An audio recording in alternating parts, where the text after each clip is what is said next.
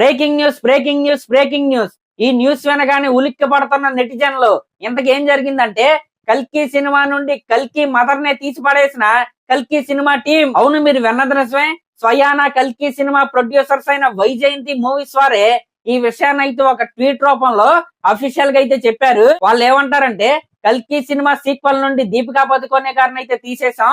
చాలా జాగ్రత్తగా ఆలోచించే ఈ నిర్ణయాన్ని అయితే వాళ్ళైతే తీసుకున్నారంట. ఎందుకంటే ఈ కల్కి సినిమా యొక్క ప్రయాణం ఏదైతే ఉందో అదొక సుదీర్ఘమైన ప్రయాణం.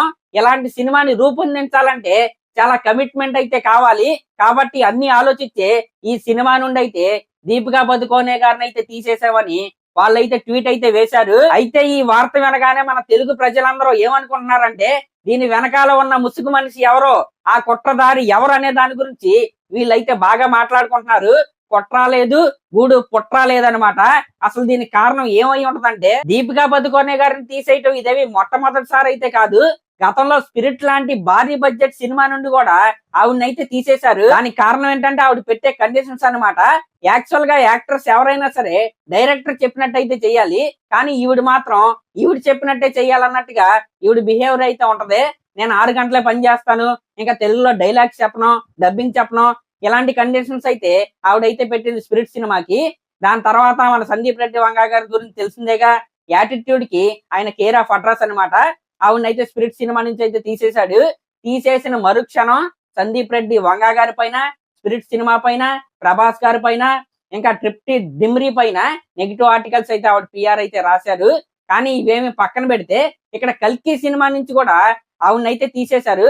మీరు ఎక్కడైతే గమనించుకోండి, కల్కి సినిమాలో ది మోస్ట్ ఇంపార్టెంట్ క్యారెక్టర్ ఆవిడది. ఇంకా కరెక్ట్ గా చెప్పాలంటే ప్రభాస్ గారు, అమితాబ్ బచ్చన్ గారి క్యారెక్టర్స్ కంటే ఆవిడ క్యారెక్టర్ ఇంపార్టెంట్ అనమాట. ఆవిడ క్యారెక్టర్ లేకపోతే అసలు వీళ్ళందరికీ యాక్షన్ చేసే రోలే లేదు. ఎందుకంటే ఆవిడ కడుపులో పెరుగుతున్న కల్కి భగవానుని కాపాడటమే వీళ్ళ రోల్ కాబట్టి అంత ఇంపార్టెంట్ క్యారెక్టర్ ఆవిడది.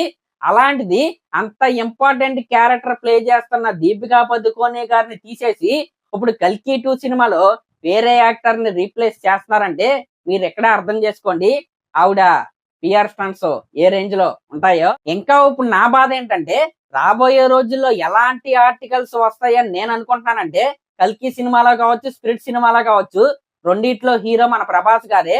రేపు పొద్దున ఫర్ ఎగ్జాంపుల్ ఖచ్చితంగా వస్తాయని నేనైతే అనుకుంటున్నాను. దీపికా పదుకొనే గారి పైన ఈర్ష్యతో ప్రభాస్ గారు స్పిరిట్ సినిమా నుండి, కల్కి సినిమా నుండి దీపికా పదుకొనే గారిని అయితే తీసేశారు. అసలు ఇంత కుళ్ళెందుకు? ఇలాంటి ఆర్టికల్స్ రాకపోతే నేనైతే చాలా ఆనందంగా అయితే ఉంటాను. ఒకవేళ రాసుకున్న ప్రభాస్ గారికి అయితే ఏమి అవదనమాట. ఎందుకంటే ప్రభాస్ అనేవాడు నలుగురికి పెట్టేవాడే తప్ప పొట్ట కొట్టేవాడైతే కాదనమాట. కాబట్టి ఇలాంటి ఆర్టికల్స్ రాబోయే రోజుల్లో వచ్చినా ఫ్యాన్స్ అయితే వాటిని అయితే పట్టించుకోకండి. నేను ఇంత ఇదిగా ఈ పాయింట్ ఎందుకు చెప్పానంటే రాబోయే రోజుల్లో ఖచ్చితంగా ఈ డ్యామేజ్ కంట్రోల్ ని కవర్ చేయడానికి ఇలాంటి ఆర్టికల్స్ అయితే వాళ్ళైతే రాస్తారు. ఆల్రెడీ గతంలో రాశారు. కాబట్టి ఆ అనుభవంతో నేనైతే చెప్తున్నాను. ఇంక ఇది పక్కన పెడితే నెక్స్ట్ AA22 లాంటి భారీ బడ్జెట్ సినిమాలో కూడా దీపికా పదుకొనే గారు అయితే మెయిన్ హీరోయిన్ గా అయితే చేస్తున్నారు.